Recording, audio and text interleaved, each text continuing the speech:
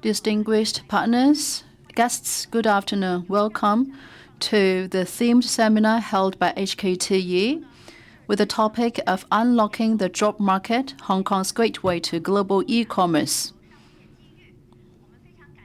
We would like to thank Hong Kong Entrepreneurs Association, Hong Kong Professional Association, and International, and Quguo Technology for your support.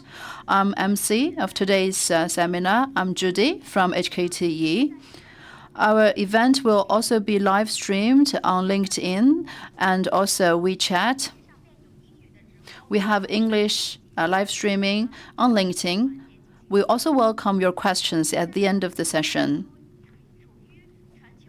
We are in a digitalized age and also aided by the online shopping. E-commerce is a very important channel for companies to go global.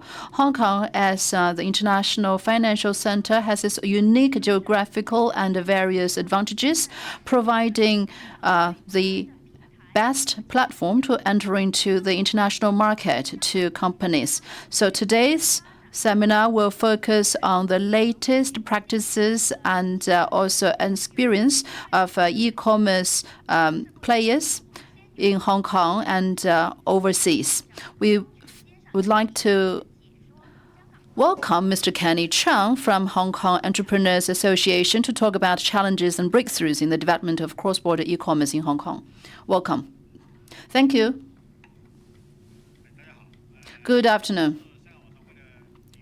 I'm from HKNA. I'm the Honorary head, president of Hong Kong Entrepreneurs Association. I'm Kenny. My Mandarin is not so good, so please tolerate my pro-Tonghua.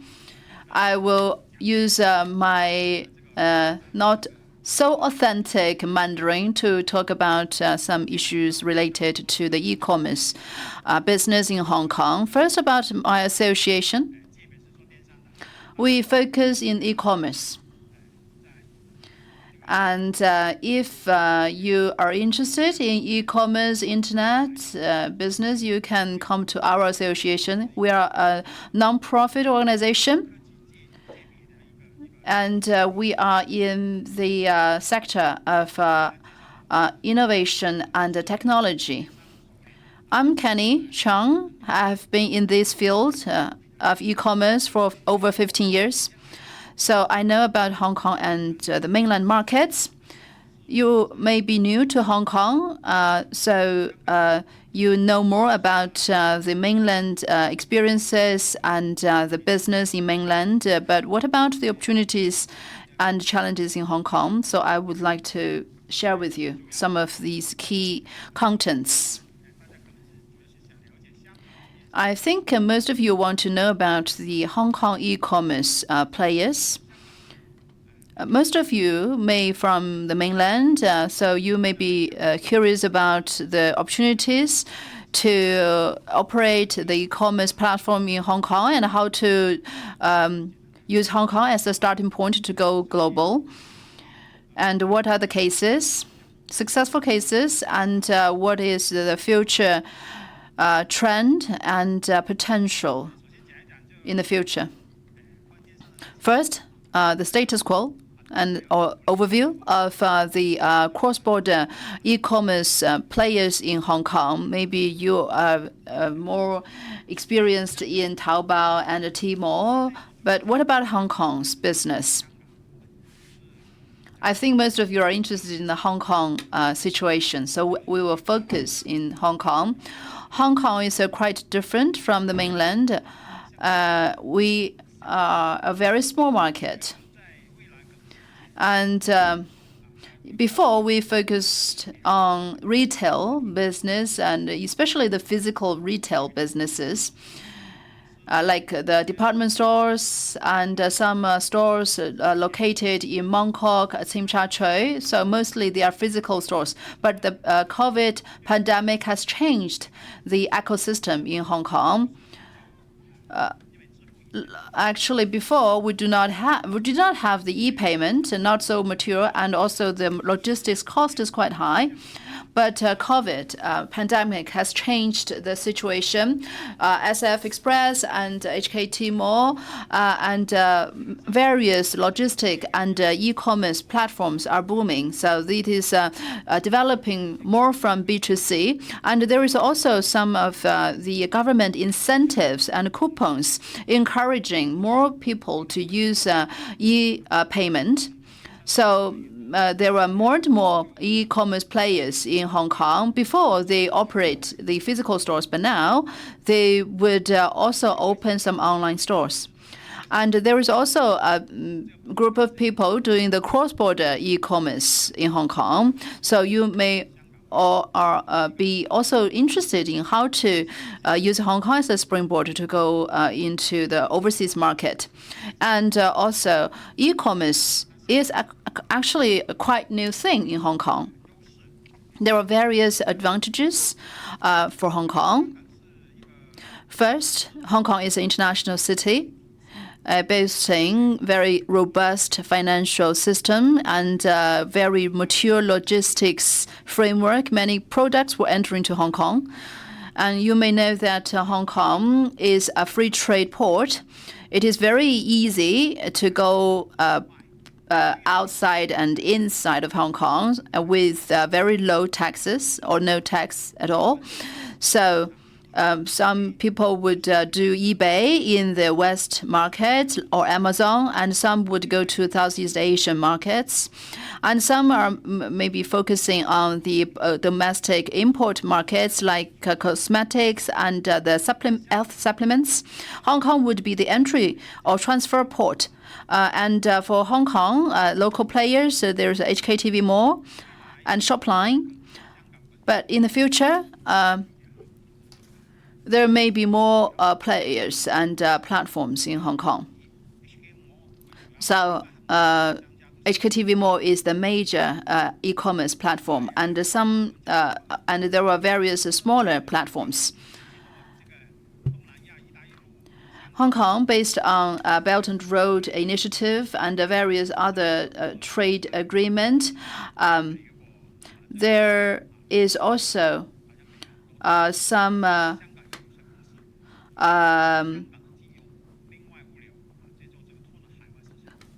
logistics and e-commerce or cross-border trade players to do cross-border e-commerce. So this is the general market situation of e-commerce in Hong Kong.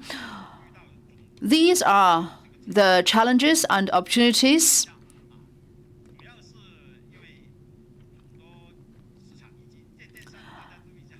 Actually, e-commerce is a quite mature sector. Like in the U.S., in the North America, it is already a very well-established sector.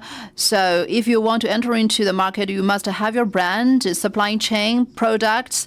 So they have to face the market challenges. But in Southeast Asian countries, in the Belt and Road and ASEAN countries, there are still great opportunities. So in the future, you have to focus on a certain market. What is your market positioning and what is your product positioning? Next challenge and opportunity is laws and regulations and policies. Each country has its own e-commerce related laws and regulations, tariffs, and various taxation issues. So in the future, we should also pay attention to these policy and regulatory environment. Because before, if we are in this sector, we may neglect IP issues or the product trademark issues or consumer rights. But now in the European platforms, they have a very strict regulations and compliance. So it's not like that you can just get whatever products in the wholesale market. You can just open your own online stores and sell your products. Actually, there will be a lot of risks if you continue to do so. And the next issue is the logistics cost. The cost will be higher and higher. And before, it is we use the packages from the post offices, but now the post line is not so easy. Many would resort to the commercial express. So the cost would be higher compared with before. So if you do not have the overseas warehouse, then the cost will be extra high. Next issue is the digital transformation.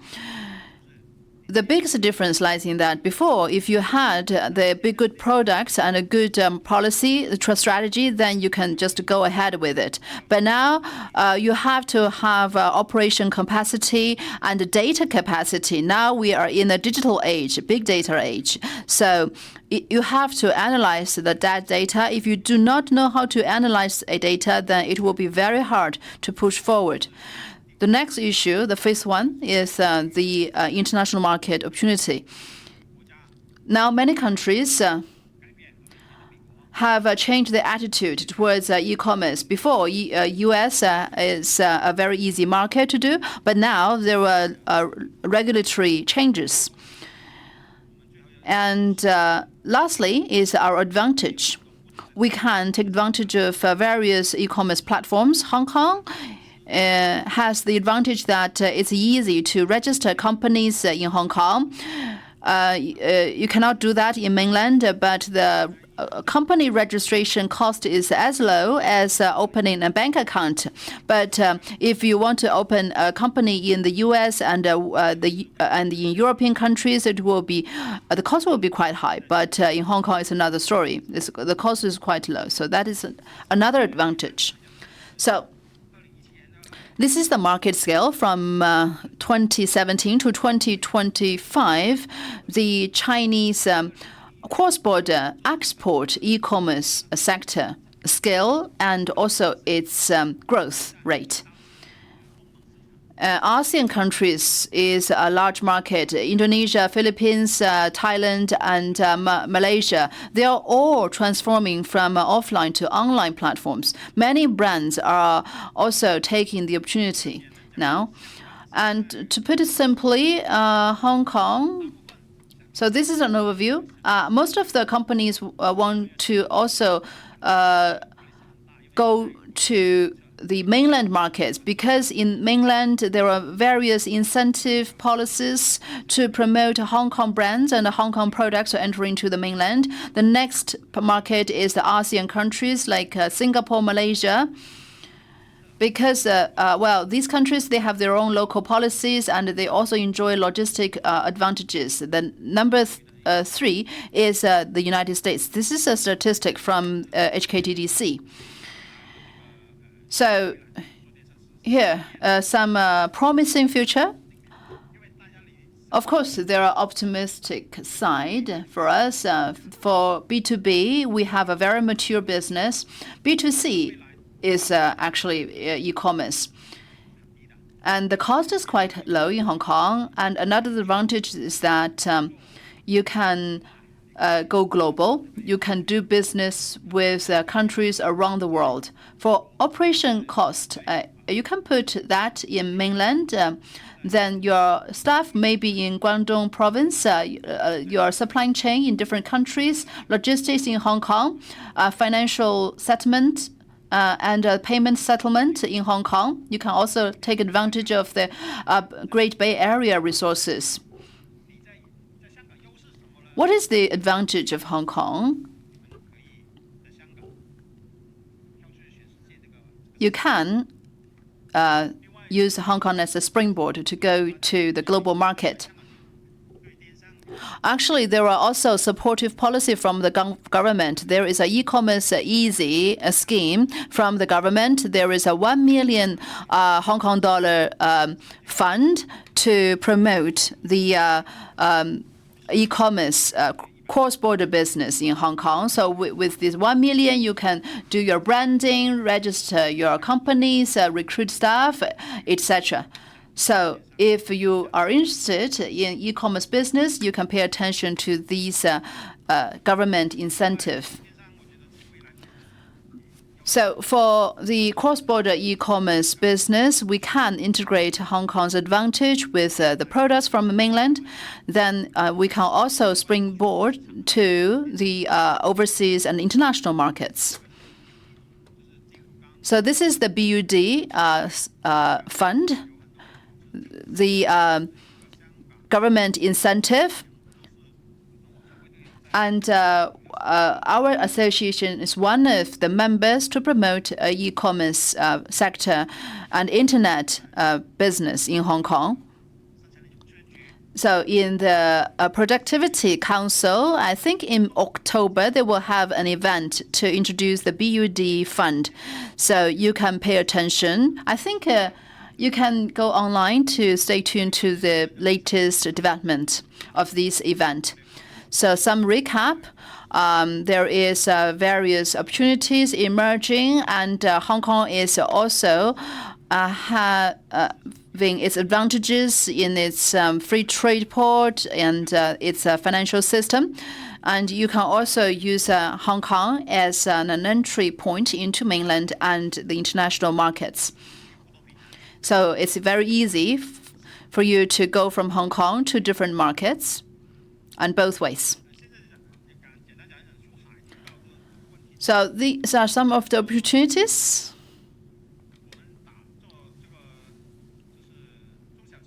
For SMEs, what are the opportunities to go global?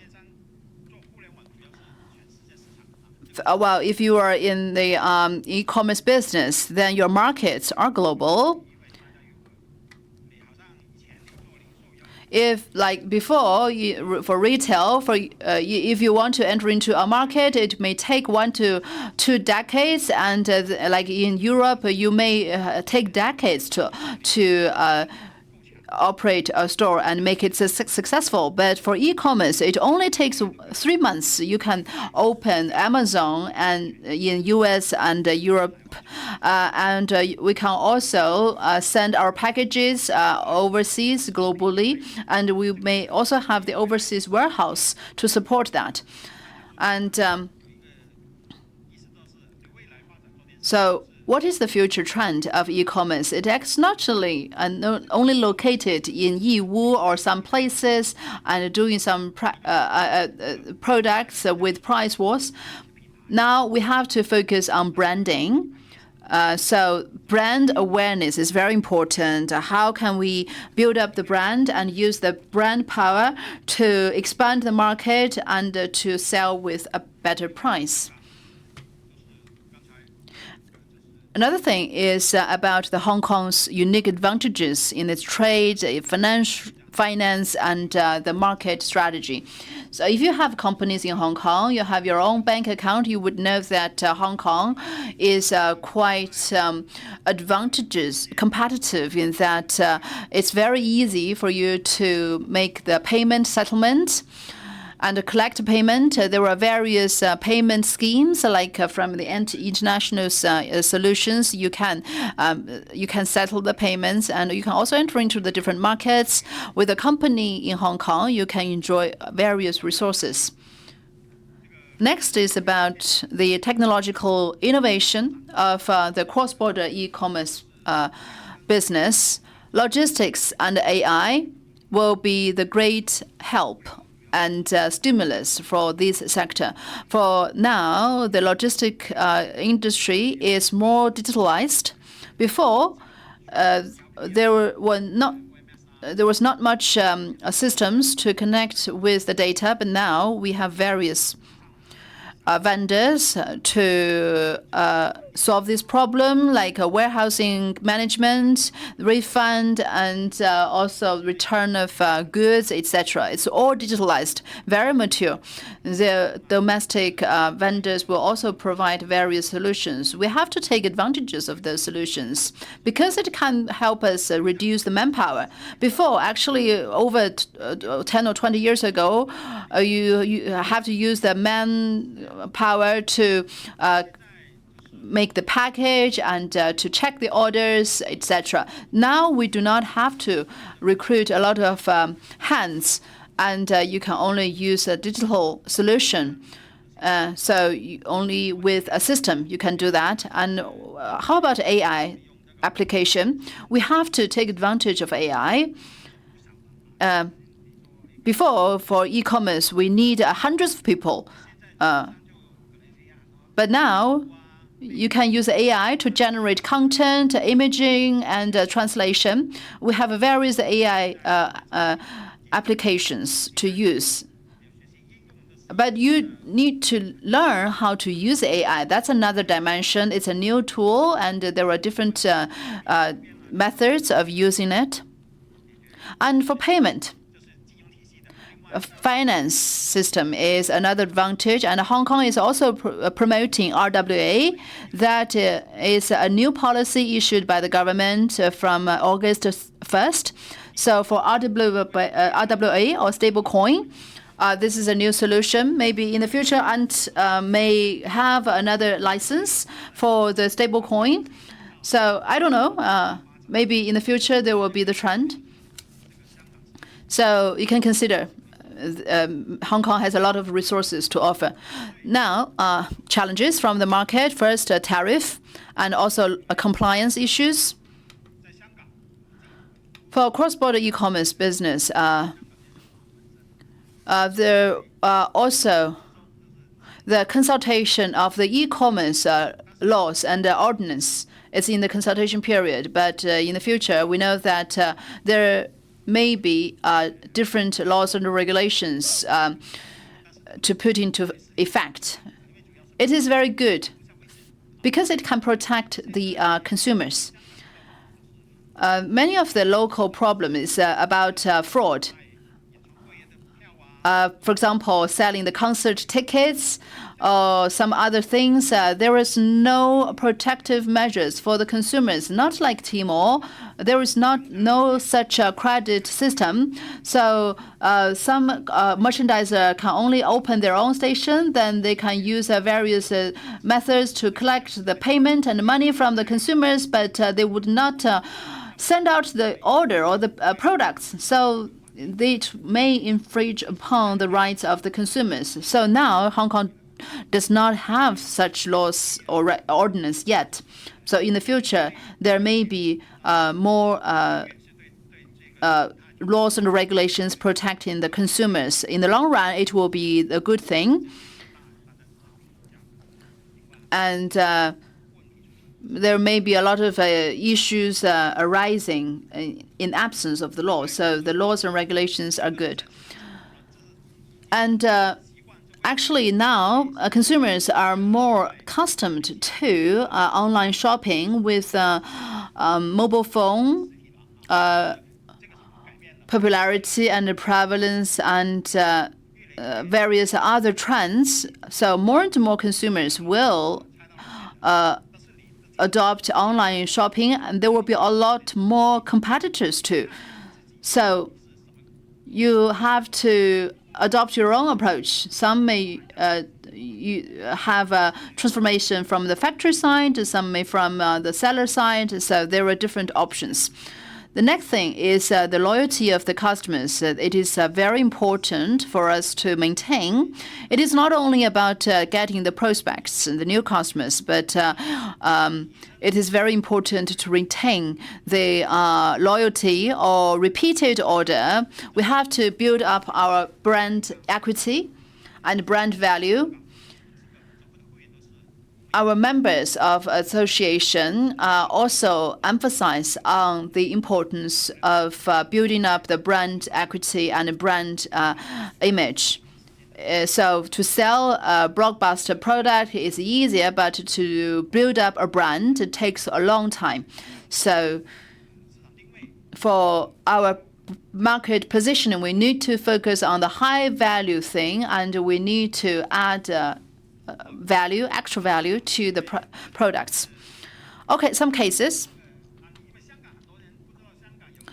Many people do not know that we actually have two very famous e-commerce, cross-border e-commerce companies, Yes Asia and Strawberry Net.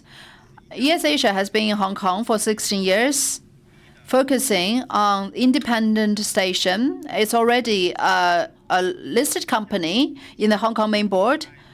It sold DVD and CD before, like the early stage of Amazon, and after 26 years, it has made it itself to the Hong Kong Exchange main board. So it sells the products from Hong Kong and various markets, sells the DVD and CDs from Hong Kong to different countries around the world, to Japan, Europe, and the US. So it built upon its solutions and global supply chain, and its product sector also expands to cosmetics and food. Actually, the biggest player is not HKTV Mall, it is yesasia.com. So you can go on their website and to check out their annual report, their history, and the boss. So you can check out online about more information. Another player is Strawberry Net. So if you want to go cosmetics, you may go to Sasa, but Sasa is not the number one player. It is Strawberry Net. It has been recently bought by another company. Its warehouse is in Yuen Long of Hong Kong. If you want to pay a visit, you can go to check it out. Its logistics are mainly robotic operation, no manpower. And they are searching the cheapest supply chain globally, and it make profit from the foreign exchange differences, and also the differences of the products prices in different markets. So there are some actually we know that in Hong Kong it's not we call this 水货. Actually, it is bought overseas in different markets and through various channels. It enters into Hong Kong, and it has some price difference. For example, if you buy an iPhone in Japan, it will be cheaper than if you buy from Hong Kong. So they are this internet company. They would have their supply chain around the world to make profit from these price differences in different markets. So these are some two major market players. Strategy and practices. How can we use social media and KOL to do our branding? I think most of us are well familiar with that. It's not about the main. The important thing is not about looking for your products or finding your products. It is more important for you to do the social media marketing and to transfer the traffic to your orders. And also cooperation with the online influencers, the content marketing and branding building. And also the supply chain and logistics management is another important thing.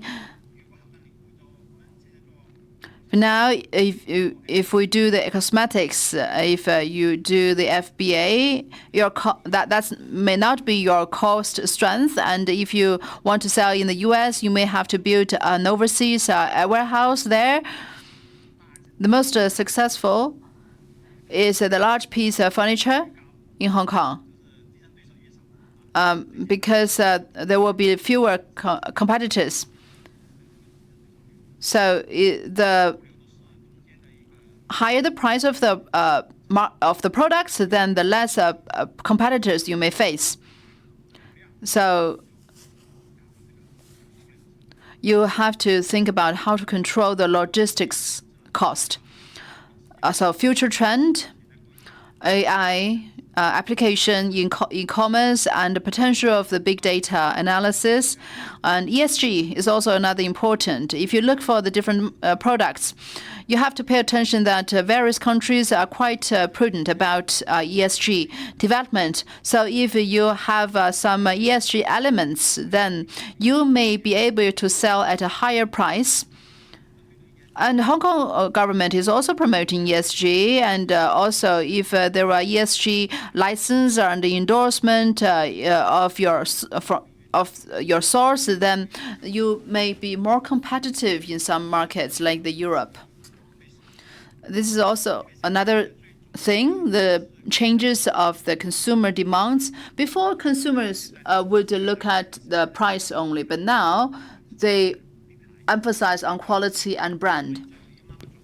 So we need to evolve. So we should not only focus on price. Because for price, there must be someone who can offer a lower price. So in Hong Kong, price is not the most important thing. If you want to do a lower price, then Hong Kong may not be your market. Okay, for time's sake, I will talk briefly about the market positioning of the SMEs. So some of you may want to open your own companies in Hong Kong. Then what is the strategy, positioning, and also competitiveness of these Hong Kong players? In Hong Kong, we have this BUD scheme from the government. You at least have 1 million Hong Kong dollars to do your branding. So with the Hong Kong government's incentive and a subsidy, then you can have extra budget to do your branding and marketing. You do not have to invest that much if you do in Hong Kong because of this government subsidy. And for 2025, what is the market forecast? We forecast growth in the online business and e-commerce business. And our association already started our membership registration for GBA in Zhuhai, Guangzhou, and Shenzhen. We have our events. Individuals and companies can both enter into our association. We are a non-profit organization. We focus on e-commerce. Okay, thank you. That's all. Thank you, Kenny, for your sharing. Please get seated. So now, with Kenny's introduction, we also need to know that many companies with more knowledge about the online operation would seek to open their own independent websites. So now I would like to invite Mr. Dustin Lee from Hong Kong Quguo Technology to talk about independent websites empower Hong Kong SMEs to expand overseas. Hello, I'm Li Yong. My topic is the operation of an independent website. I have been in technology field for over 10 years. I'm also new to Hong Kong. I'm a Hong Kong resident now. I have operated Europe and US independent stations. So I would like to share with you based on my own experience in the past. So this one is about a case, garden bed. So it is ranking the first for its sector in the US, and the branding strategy is the building strategy is a Shopify plus a content marketing, and it is also the community sharing. Another case is from Europe. The Europe Horeca, it is a leading commercial kitchenware brand in West Europe. And we do both online and offline. And it is from the Europe. Actually, there was 2 cases from the US and Europe. Many of you may wonder if it is enough to open a website like Amazon, but I think we can consider building an independent website. So in China, it would be about operating the WeChat, and abroad it is about email. But for overseas, it's very difficult to get the user data and their behavior traces, a trajectory. And I would suggest that independent website is more favorable. And many people would say that would they build a Shopify or WordPress? Actually, I make a comparison of these two, which may be two most familiar solutions for you, WordPress and Shopify. WordPress, it is an open source system. If you have your own technical background and you have your own R&D team, then I would suggest WordPress. Because in terms of SEO, it is more flexible, and Shopify would suit someone who are more layman. They use the visual content mainly, and it's easy to use for the beginners. So to put it simply, WordPress is like buying a house. We have to buy it and then renovate it, and the Shopify is like renting a house and operate it. And before we build up an independent website, we should think about some questions. Why we should do it? Would it be built for the product testing or building up the brand? We have to build up the brand overseas. And apart from that, what kinds of websites should we build? Like Europe Hopica, these are European case. It is a more comprehensive one. It's like it's running a restaurant. It can sell anything. But like the garden, it's like a vertical boutique website. So we have to have a positioning of these website. And with that positioning, we can better plan the overall design and operation of these independent website. And also we have to consider the strength and competitiveness. It's not like selling the product from EU to the overseas markets. I think for that, maybe it's not quite advantageous to do an independent website. We have to think carefully what is the advantage of having this independent website. Hong Kong, as just mentioned by Kenny, has its advantage in payment collection and financial systems. I also agree with that. We also use a Hong Kong platform to make the payment collection and settlement. And if we compare the US and Europe with my decade of experience, I think these two have two very different systems. When we build the independent website, we have to stand from the local people's perspective. Now, let me analyze these two markets one by one. For payment behavior, the US people would use credit cards or PayPal or Apple Pay. But for Europe, they have very localized payment system.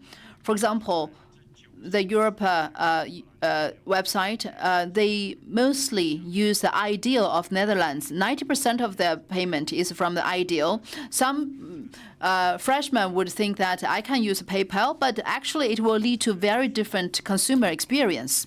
And for taxation and invoice issues, Europe is quite unique in that it must have an invoice function. So once the order is taken, then the email will be sent with an invoice attached, and then all the record will be also included. I would also like to remind here that if you want to have an independent website in Europe, with that you must make the tax claim in the local markets. And for the overall design, for the US, its UI has to be simple. Shopping cart process must be short. The US consumers emphasize on the overall experience. But for Europe, it has a European Union. It seems that it's an integrated part, but they have multiple languages and multiple currencies. And they emphasize on privacy greatly, especially on the cookies consent pop-up window. It must be present. So for the mobile end, we have to we see that the mobile traffic is more than 50% of the traffic. So it's another important point for us to take. Then for the overall situation of independent station, where the traffic will come from. For Amazon, it has its own traffic, but for independent station, my understanding is that it's like you building up a department store. You have to pull your own traffic to this department store. So apart from the paid advertising, I also have various different approaches from the U.S. and European traffic attraction. For the U.S., advertising is the main source. Social media, lesser extent. Influencer, we have to look at the different categories. If we want to use the online and the influencer marketing, then you may target at the younger generation mainly. If you want to use the influencer marketing. And email actually is another good approach. And content is important. So for independent website building, we need to nurture and cultivate the customers. And in the US, for some tech-related sectors, we can consider some crowdfunding platforms like P-Star. We start from this crowdfunding, then divert the traffic to the independent website. That will be a very good model, but you have to see whether your product category suits the trend of crowdfunding or the target audience of crowdfunding. For Europe, Google SEO has the best effect. And for Europe, the advantage that after you cultivate it, actually the cost will be the lowest. It can have the long-lasting effect. And if you want to invest in the traffic, you have to burn out your money. So for SEO, the cost effectiveness would be much higher. Another thing, email marketing in Europe, actually it's more effective as compared with the U.S. market, but we need to pay attention that we need to use the coupons to attract instead of just sending out a promotion email, which has a lesser impact. So to summarize, the U.S. We more suggest the advertising-driven approach, but for Europe, it's more focusing on the SEO. And for the cost, I think the U.S. cost will be higher because we have to navigate the traffic in the beginning. And for SEO, there were three main areas. First, content optimizing, then external links, and the third one is the technology. Then after we build up the website, then what is the first step? You have to first submit it for inclusion of Google search. And then we have to pay attention that the content structure of your website has to be built, because Google search has the console submission. It cannot differentiate or identify your website. So you can use the sitemap to make Google search quickly serve and include your website. So with more pages in your website, the higher probability that you will show up in the Google. So we have to make it more visible in Google. And when we did SEO in the early stages, we used the keyword and description, etc. But from 2009, Google has already changed and actually canceled the keywords tag. So now Google does not look at the meta keywords, but they would look at the content and code structure, which is which are more important. So your content must be more understandable, and we cannot only use the technology only. Now it's not feasible. And apart from SEO or experience optimization, we can also consider AI. Many people would just open their GPT or Doubao to ask questions instead of using Google. Actually, we can also do some optimization in AI, but actually the AI source is also from your website. So you have to build up your content on your website. So if we compare with US and Europe, for the US, I would use more long-tail keywords. So how can I buy the best mobile phones? Where I can buy the best mobile phones? So this is the long-tail keywords. So you have to build up some blog or use some headlines to attract the viewers to your website and then attract them to make orders. But in Europe, we need to consider multiple pages because European site needs multiple languages. The more language you have, the more likely that your website will show up. And there were also some small group languages. So actually, these will make the local experience better and attract the local audience to your website. And apart from that, we can also optimize the content.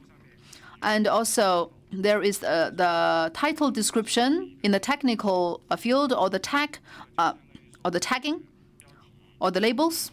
It's like the description, and also the structure, the blog content. It's like you are writing a book. You have to have the content category, and there is well structured. So you have to consider your technology approach. After content optimization, you have to pay attention to the internal links. So from a blog, like 2025, what is the bestseller mobile phones, or the most popular mobile phones? So with that tag, we have to form a link on our website, and then it can lead to the purchasing website or purchasing page. We have to divert the traffic to the order-making page. Another thing is we cannot avoid images and multimedia. And for images, we may also add a label to describe what the images are included and what is the description, so that the Google search can better know the meaning of your images. And if you have more images, it's better that we use the Google page speed to test the speed of your website and your image opening speed. And then how to do the SEO offsite. We can do some external links, some industry-related websites, links. Social media is also important. We should not neglect it. It's not like we're focusing on Google only. For a website, independent website, to be successful, we have to cover all the categories, integrating TikTok and Facebook and Pinterest, etc. If we can post content in these social media, we should make full use of them. And then, after building up a new website, actually, we need to build up trust. So how can we build up that trust? I also mentioned 2 platforms.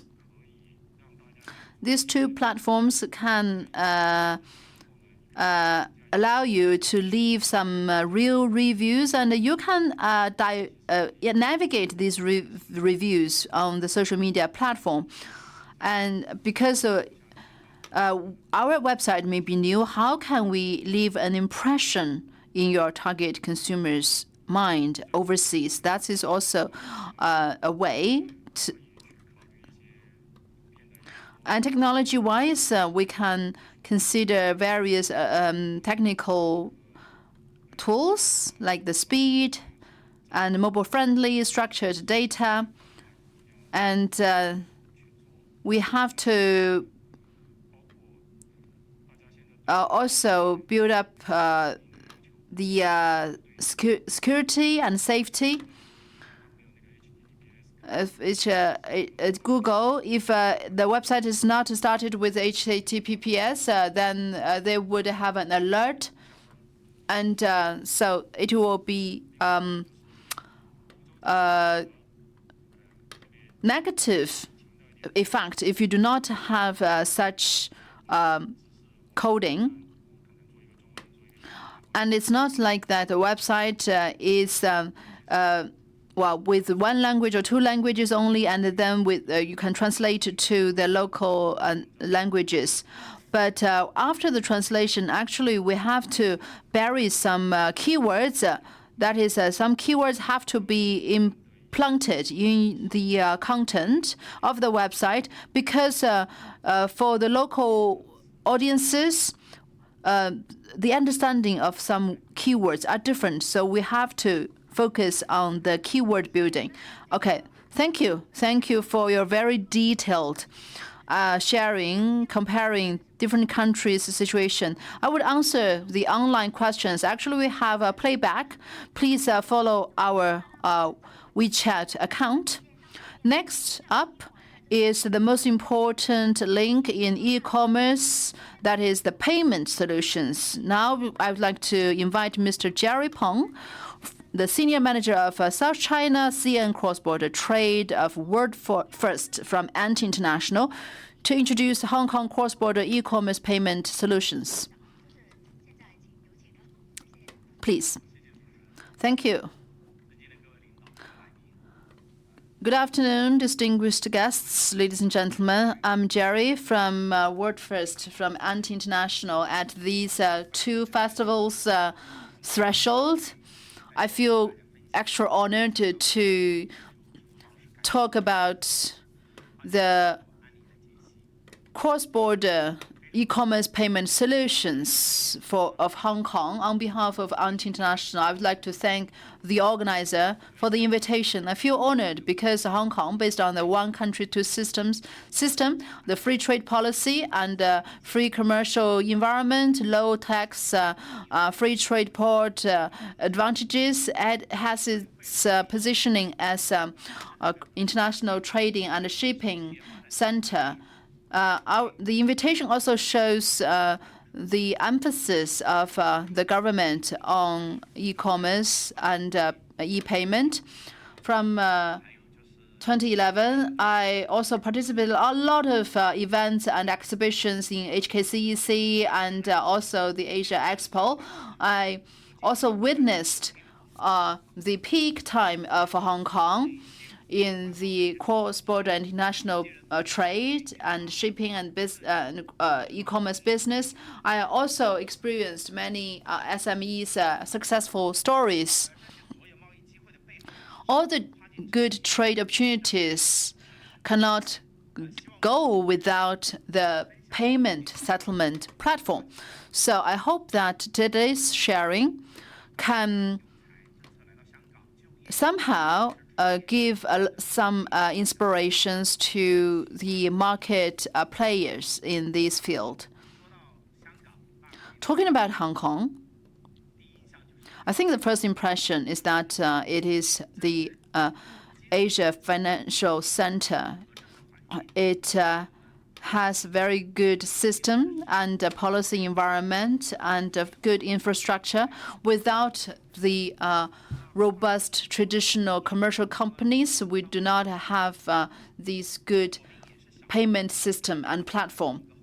We enjoy the incentive and the bonus of these financial systems. So we are actually enjoying the lowest cost.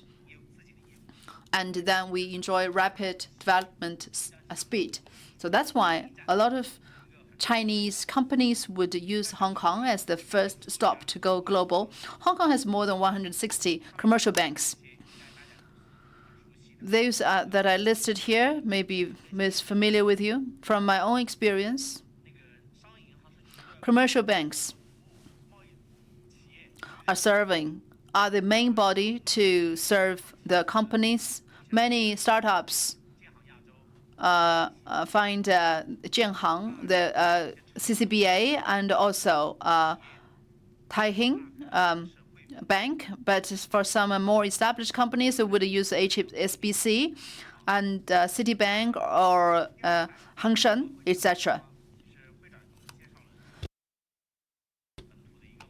Can you also share with us the development history of e-commerce platform in Hong Kong? Actually, the logistics also are accelerating the cross-border payment. The small amount but high-frequency payment is also a boosting power. There are around 50 cross-border payment platforms globally, around 50 of them. So how can we choose these payment platforms? What are their risk and compliance capacity, and what is the safety concerns?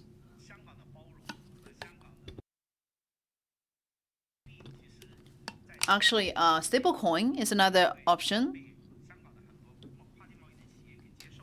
It is also increasingly accepted by many companies with the new policy. On August 1st, there is an RWA policy. It's not prevalent yet, so I will not elaborate on that now. Now let's look at the differences of commercial banks and these payment organizations, institutions. To put it simply, commercial banks are more suitable for those mature well-established businesses like using LC and DA, DP, BJ, CHAC, BG. So they need the commercial banks to be the endorser. And for the payment institutions, they may be more suitable for startups. They have a higher demand on the efficiency and the flexibility of a fund. They need to solve various sophisticated payment scenarios.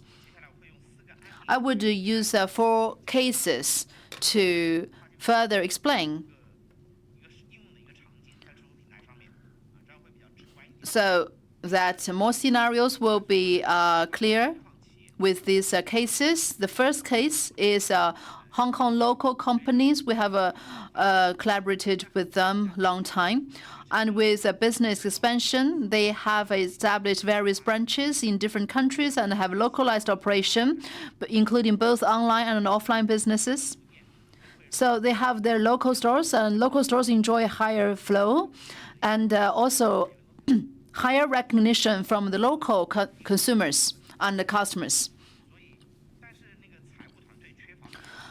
But their accounting team lacks the experience to have a more effective communication with their various markets around the globe.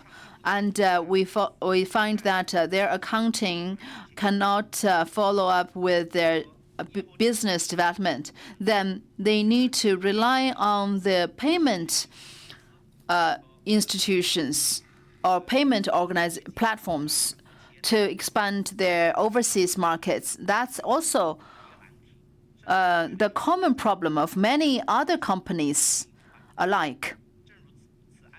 So like these cases, we only use 3 days to help these companies to open local accounts in 3 countries within 3 days.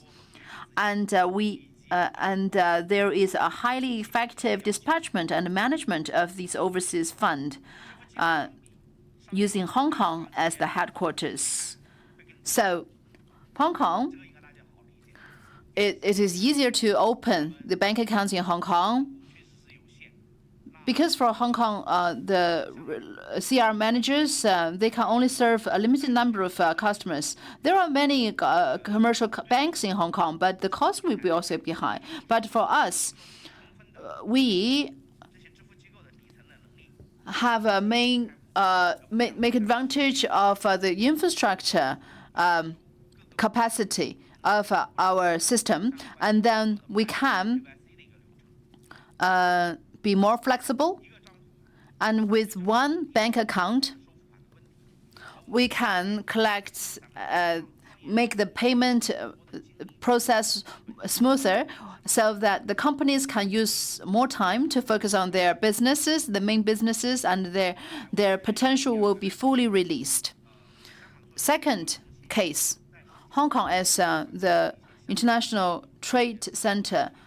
Over 10 years ago, I came to recognize that actually they have advantages compared with European and U.S.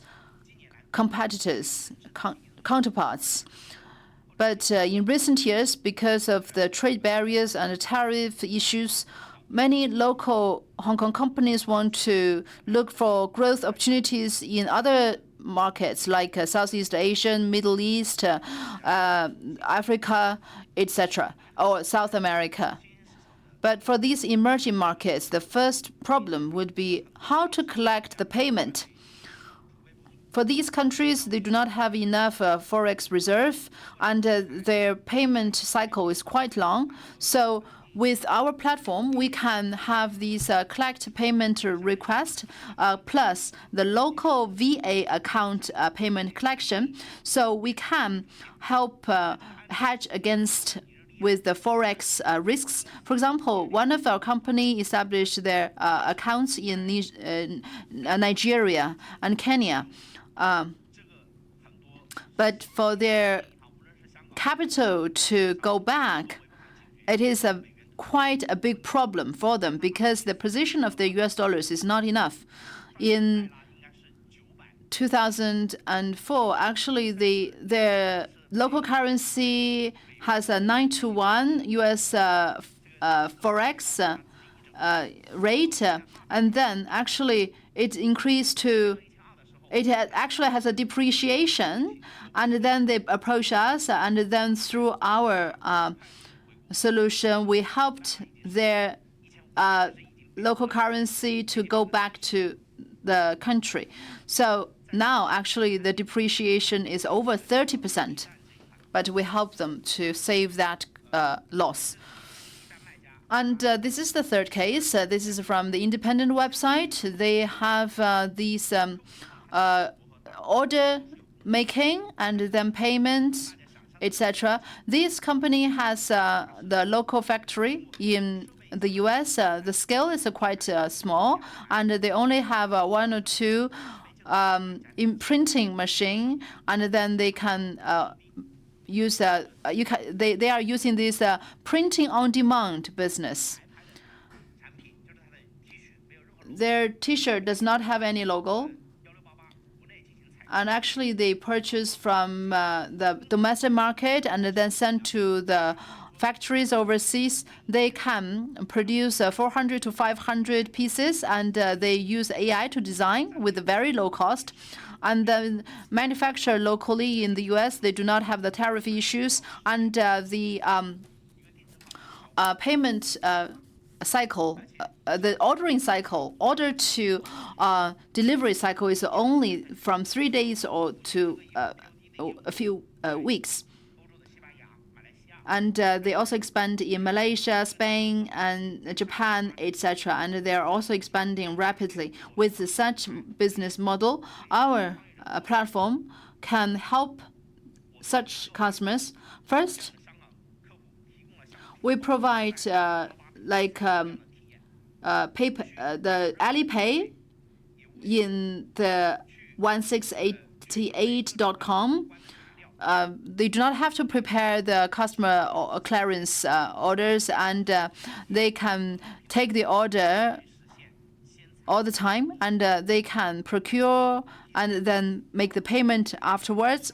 so they can make the purchasing with a higher frequency. And we also use the credit card to make the payment or receive the payments. So many of the sellers are from the online merchandisers, and then they would just make the payments order very soon. And our customer would also operate some independent website. This is their private domain. It can help their own business in the long run. So we help these independent websites to collect orders with a small amount. Because they have different payment methods, in the US, PayPal is mostly used, but in the Europe, Ideal is mostly used.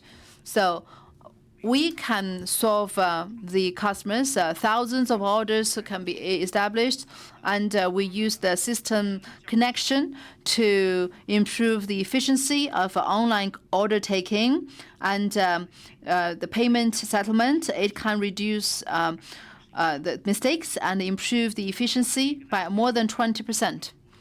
Last case. We are different from the commercial banks in that when a company go global, they would face the budget management issues like the travel travel logistics and advertising cost.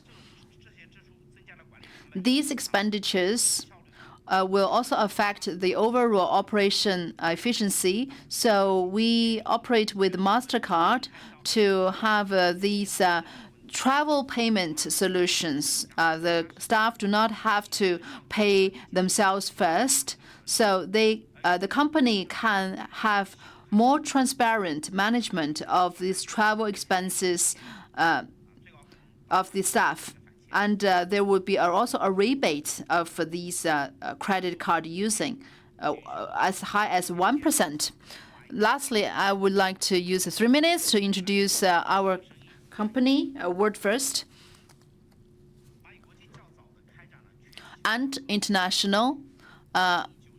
Start very early to have the global compliance and integration issues. We acquired the overseas branches to start our global expansion. We have served more than 1.2 million SMEs, and we covered more than 100 countries, and we have over 60 country licenses, over 20 years of experience. And we have also been recognized by many companies like Citibank, JP Morgan Bank, Barclays, HSBC, Bank of China, etc. We guarantee the privacy of the companies and their capital safety. More than 60 licenses have been acquired, and we have been following the compliance and regulation issues of different markets. According to the statistics, for the third payment platform, we are ranked the first, #1 globally in terms of the global payment. Thank you for your patience, for listening. Hong Kong not only enjoys the advantages of the policy and the infrastructure, it is also the springboard for our business. So we hope that you have a prosperous business and more prosperous and booming development of your global business. Thank you, Jerry, for your sharing. I think now you are more familiar with the cross-border e-commerce development in Hong Kong and the payment and some international comparison, etc. Actually, we have received some questions from online. Is there any information related to the startup businesses? Actually, HKTE has held various seminars, including the government subsidy in different sectors and industries. If you're interested, you can check on our WeChat account and maybe watch some playback. Now is the Q&A session. If you have any question, then please raise your hand. We will give the microphone to you. And those online friends, you can also put in your questions in the Q&A box. Now we are very honored to have invited Ms. Chuanchuan, Associate Professor from the Ministry of Commerce. Let's invite Professor Mo, together with Mr. Kenny, Dustin, and Jerry, to the stage.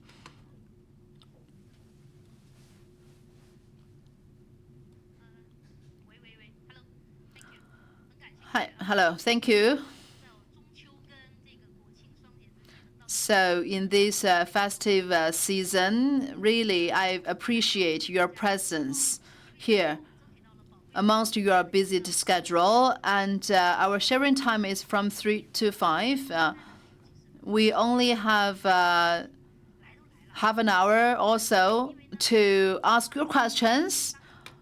So we have to focus on logistics, the human flow, and also the capital flow. And then Mr. Lee has shared with the human traffic and then logistic flow. Actually, Hong Kong is already the logistics center. And then the capital flow, and we have Ant International to focus on that. So you may be interested in the good policies. Mr. Kenny has also shared with us. So please, questions. Please grasp these precious opportunities to ask questions. I want to know, is there any unexpected expenditures when you are doing the e-commerce business that we should pay attention to? Unexpected expenditure.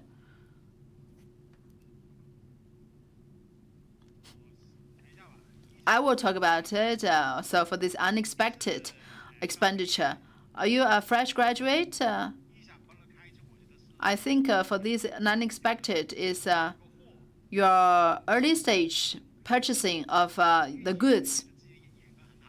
You may feel that you have bought the right thing. You have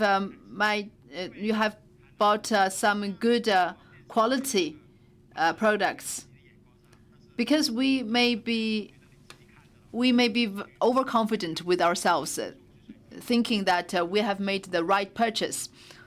But actually, we have to look at the different things. How can we optimize? Because if you make the wrong purchase, then you will have to bear the cost. I will make up a few. What about it? First, selection is very important. It's like to select your own wife. 70% would be about the selection and the screening. 30% would be about operation. Because just now Kenny mentioned like furniture.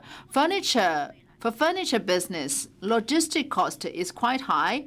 So selecting and screening your product is very important.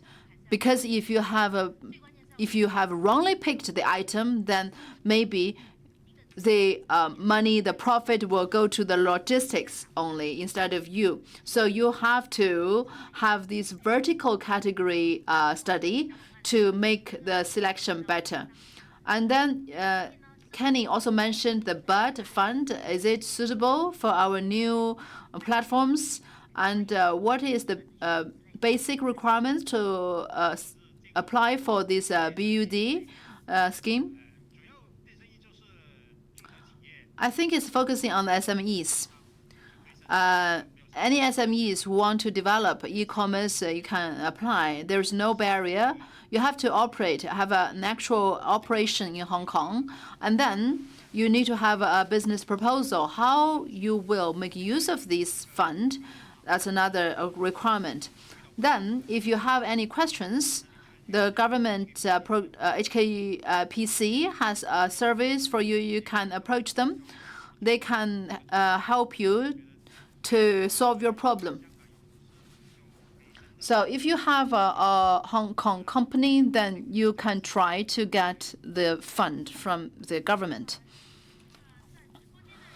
Actually, we have some online questions asking about the support of e-commerce business to the visa extension. Actually, we have some seminar focusing on that. Okay, any other questions? Please, this one. Hello. Actually, Kenny has mentioned a lot of advantages of Hong Kong. You also mentioned the parallel export. For these parallel exported products, it is legal to sell the products offline in Hong Kong, but if it enter into the mainland market or the overseas market, is it legal to go with the small batch delivery? And if it's second-hand products, how can we do it? So please, I want to know. Okay. For this parallel export, it's legal in Hong Kong because we are a free trade port. So for your products, as long as you are not regulated by the Hong Kong customs, you can do it. But if you go to the different markets like the mainland import, you have the tariffs like cosmetics. You have to also meet the quarantine standards and requirements. And for second-hand, mobile phone, okay. Vehicle, the automobile, you have to solve the customs and logistic issues mainly. For e-commerce, it's not. There is no specific requirement about certain products as long as you can.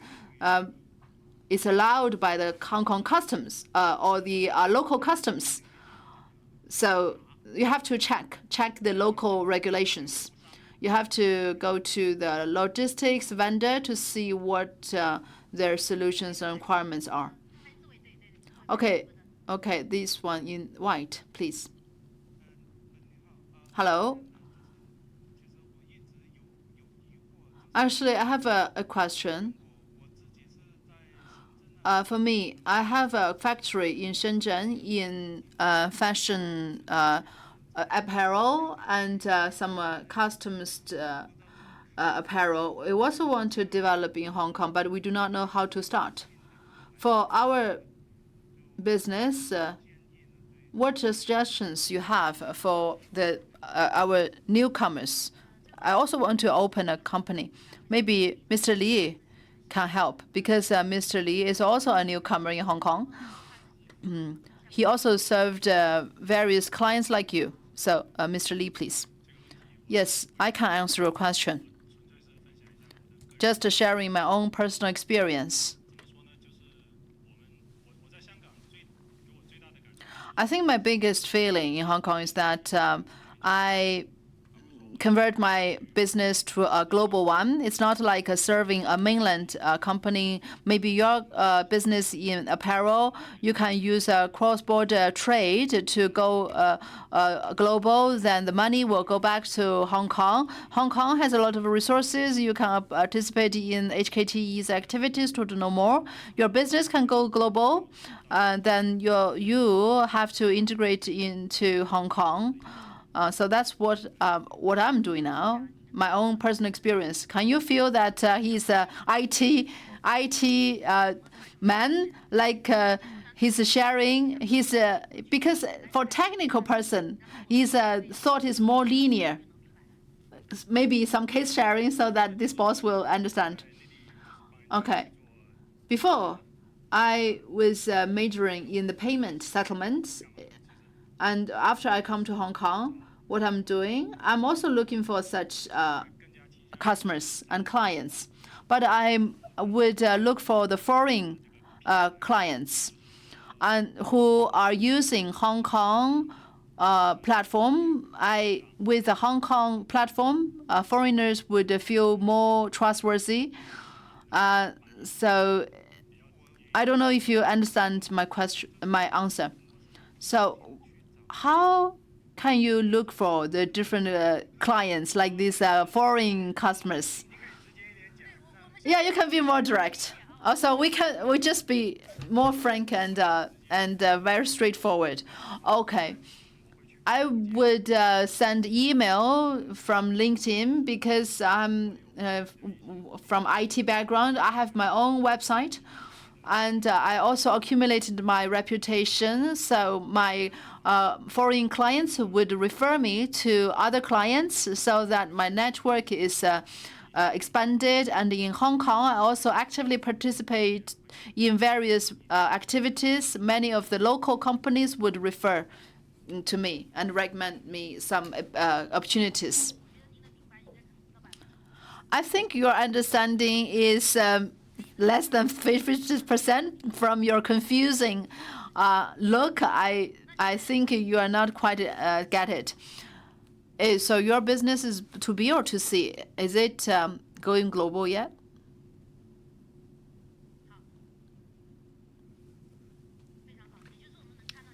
Good. So this friend is from a traditional business in mainland and wants to go global. So I think which market do you think your product suits? Because West or Southeast Asia may be different. So first you have to have a clear positioning, and then maybe you want to choose the U.S. Then you want to do the premium business suit. Then you will consider whether you rely on the platform like Amazon and the e-commerce platform. They have their own traffic, but you have to pay with such platform because they have to earn their commission. Then if you do not choose that, then you can build up your own independent website like Dustin Lee mentioned. Independent website is like your own house. You have your own villa, very beautiful. You have a beautiful website. But with a beautiful website, if there is no traffic, it's no use, it's in vain. So it's easy to build a website, but it's more difficult to get the traffic. So in Hong Kong, you build up this website, then with Hong Kong's unique advantages, the policies and the payment platforms, then with the connection of Hong Kong, the resources of Hong Kong, then you can go gradually global. Is it more clear? So positioning is more important. How? Hope your business goes smooth. Okay, here. Okay, we have to cater to this side. Mr. Jiang is my good friend. I have two questions. First is, what is the status quo of the export e-commerce? Is it like the Shenzhen Bantian areas players? It's more like for the exchanges and the recruitment purposes. What is the status quo of Hong Kong? And for Hong Kong Entrepreneurs Association, will you communicate with the main platforms to help with the training and some early stage issues? First question is about the status quo of Hong Kong. Is it like Bantian in terms of logistics and talent exchanges? It's very difficult because Hong Kong lacks the talents in e-commerce. Hong Kong is more specialized in trade and financial services. But Hong Kong is a part of GBA. And many players in Hong Kong are more globalized. So you may see that many teams in Hong Kong have their other team in Greater Bay Area, in Guangzhou, Shenzhen, etc. So like many Hong Kong team also has their team in Bantian, in Shenzhen. And some Hong Kong may also have their branches in Taiwan and the Philippines. And your second question is whether our association has approached the government to connect with the eBay or Amazon. Yes, we had. we have done those things. Actually, we promote various business players to collaborate with different platforms. In the future, we will also look for more because every platform has its own requirements. Like TikTok or Amazon, we can invite them to introduce their own platform, and then the members can connect with this platform on their own. Okay, just now, you mentioned a lot of common questions faced by the newcomers. Last year, with the Entrepreneurs Association, we, together with the Belt and Road Institute, we held a big seminar. Actually, we held a lot of a seminar also to know about the cross-border business. My personal feeling is that it's very hard for us to integrate into the local resources in Hong Kong. We would feel helpless sometimes. That's why I invited Mr. Jiang. He is very experienced in building up his independent website, but its product is a very small audience. You are top tier, so you do not mention your product. It is called a 止吠器. The dog stop barking device. Stop dog barking device. So they are selling this kind of product. They have their own independent website to sell that kind of products. So, Mr. Jiang, please share with your personal feelings. Your family all moved to Hong Kong. As a mature market player, what kind of help have you got from Hong Kong, and what help do you expect in the future? And any more plan for your independent website?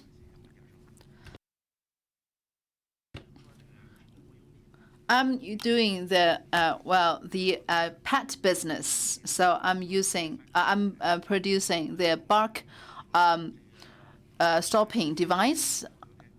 Apart from that, we also have our store in TikTok, Temu, Walmart, and Amazon, and other mainstream e-commerce platforms. I am also from Bantian, Shenzhen, so it's very easy for me to have exchanges and recruitment there. In Foshan, in Hong Kong, we also have our office. So we copied our e-commerce business model to Hong Kong, and we are building a higher end brand.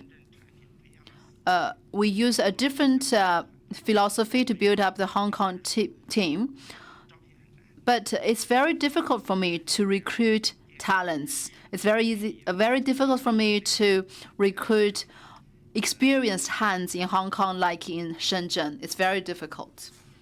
That's a very realistic question. Yes, in Shenzhen, Bantian, and the salary is only 3,000 to 5,000, but the median salary in Hong Kong is 15,000. Do you think your operation cost can hold with that cost? For Hong Kong operation, actually the mature operation cost is much higher, but it's not so horrible. It's higher, but it's not like several times higher. But for the Shenzhen environment, like our upstairs, downstairs, our neighbors, and many of the friends are also doing the same business, and we can communicate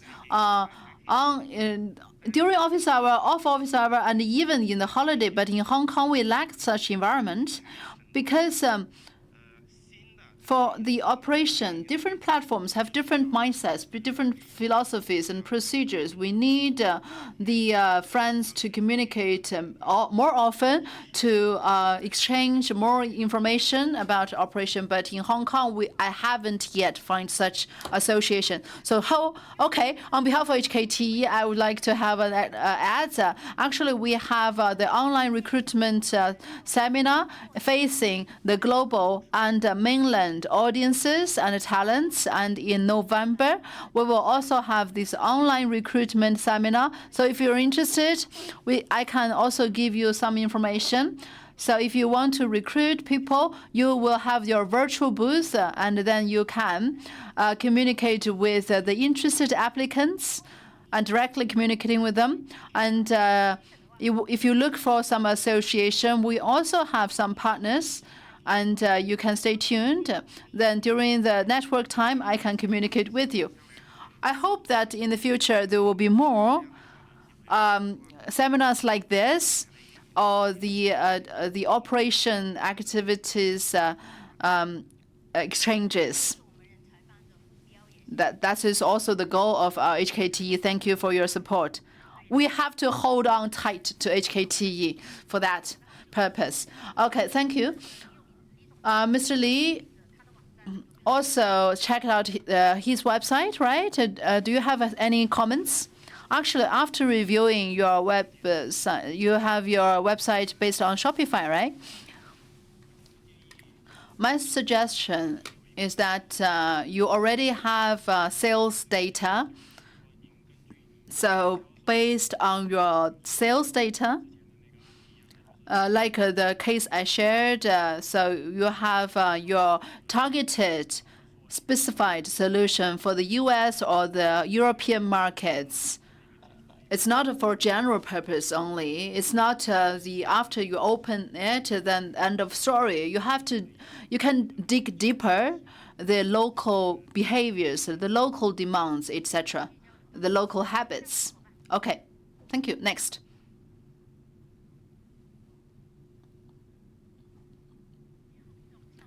Hello, I want to know, you build up a website. Is it static or interactive? It also have the e-payment function.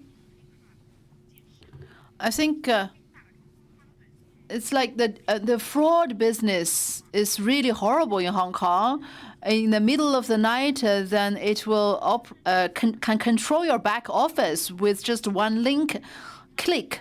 We have never encountered that in WeChat. Actually, WhatsApp had this function. And I found that my mobile phone was hijacked by the hacker. And I use my pad to retrieve my control of my mobile phone. And I found that my system is hacked. So the backdoor of my mobile phone system is completely open. I think it has also remembered the code of the back door. So for the e-commerce business, if we build it into an interactive or static mode, and then what kind of payment method we can offer? How can we solve this issue? Yeah, it's like this. To build up the website, actually, it's all more interactive, or the quite active status. You cannot only use the static function. Otherwise, you cannot collect the payment. And for the safety, you should not worry, because WorldFirst from Anti-International, they are ranking the first in the industry. So we put the payment to the platform, to WorldFirst, and they would be responsible for that. And even if the website is hacked, the safety of the capital is guaranteed. I think, Peng, Mr. Peng, please offer some comment. I think for you will use a Stripe to PayPal to collect the data, or to collect the payment. Even if they hacked your website, they cannot transfer your capital. We haven't had that problem before. We have several security measures to guarantee. Sorry, the Q&A session has limited time. If you have further questions, then in the networking session, you can continue to ask questions. For company registration in Hong Kong, Shenzhen has a Hetao district cooperating with Hong Kong. Hong Kong also is building up the industry park. If we register in Hong Kong, Can we put the warehouse in Hetao? No, no, it must be in Hetao. Is in science. It's a science park. It's not for logistics. So for warehouse, is it a must that we put it in Hong Kong? No, I would explain simply. Hong Kong Science Park and the Cyberport is for the high-tech industry, for R&D and for talent incubation. It's not for logistics. If you want to register Hong Kong, you can register anywhere. But for that place is not for logistics. You can have various vendors. Later, I would communicate with you directly. Okay. Thank you for your sharing. I have several questions. So I only know about the advantages and strength, some qualitative features of e-commerce cross-border players in Hong Kong. But I want to know about quantitative data. What are the pitfalls we should avoid? And for you, what is some impressive cases that can be quantified so that we can have a deeper understanding? And because you are quite experienced, can you recommend a brand or a vendor from this e-commerce business so that we as newcomers can better understand the business?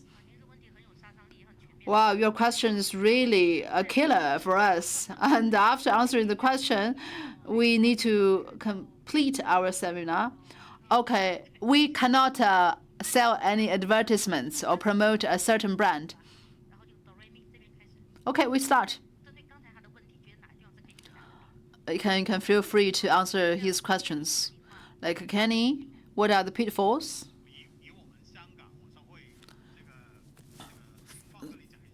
So share from our association's perspective. Are you a new fresh graduate in the e-business? Oh, you're in industry park. So you have an industry park, and which place are you from? Oh, Henan. Oh, okay, Henan province. I have to get to know your background to understand your question. Okay. I cannot say that what are the pitfalls, because e-commerce is industry is not only confined in Hong Kong. Hong Kong has some policy incentive like free trade and low taxation, etc. So you can use these advantages to develop, but high salary, high rent, and warehouse issues are some problems. Because it is related to the cost.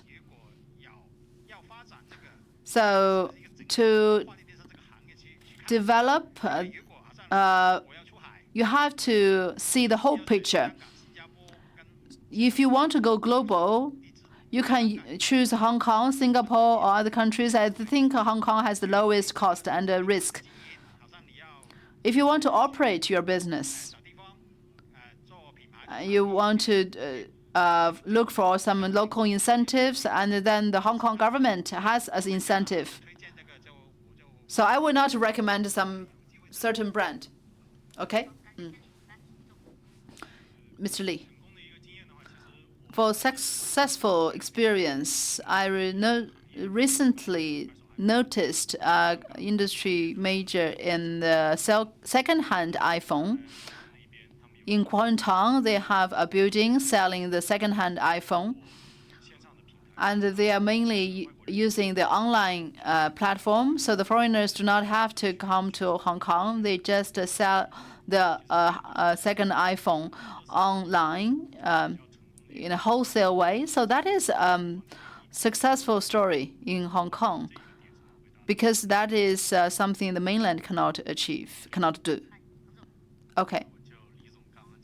Okay, following on Mr. Lee's sharing, yes, if you do the second-hand mobile phone in Hong Kong, then you have to pay a 2% VAT. But Hong Kong, with free trade port policy, there is no VAT. So it is very favorable to the industry players. There is only the profit tax involved, or the salary tax. So if you pay attention to the policy from the taxation inland revenue from mainland, the number 17 paper, then actually there were some compliance and risks related to taxation, which may be more obvious recently. But in Hong Kong, many companies would use Hong Kong as a taxation planning center. So you can consult some professionals in this field. Okay, so Q&A session is ended because of time. And please stay tuned to the activities to HKTE. Please hold on tight to HKTE. Stay tuned to the activities and events of HKTE so that we can find our own circle and our own network. Thank you. Thank you all for your participation and sharing. Thank you. Thank you very much for your participation. That's the end of the seminar. Now it's the networking time. Until 5 o'clock, we can enjoy coffee and tea, and then communicate with our speakers. We would like to thank Hong Kong, the Talents Association, Hong Kong Entrepreneurs Association, Quguo Technology, and Anti International for their support. Before you leave, please return the field questionnaire to our staff. With your feedback, we can design better activities in the future. On the online platform, you have some questions related to job seeking. Actually, we have redesigned our website so that you can look for the job vacancies from different industries and different companies. We have all navigated these job opportunities on our website. So thank you for your attention. See you next time.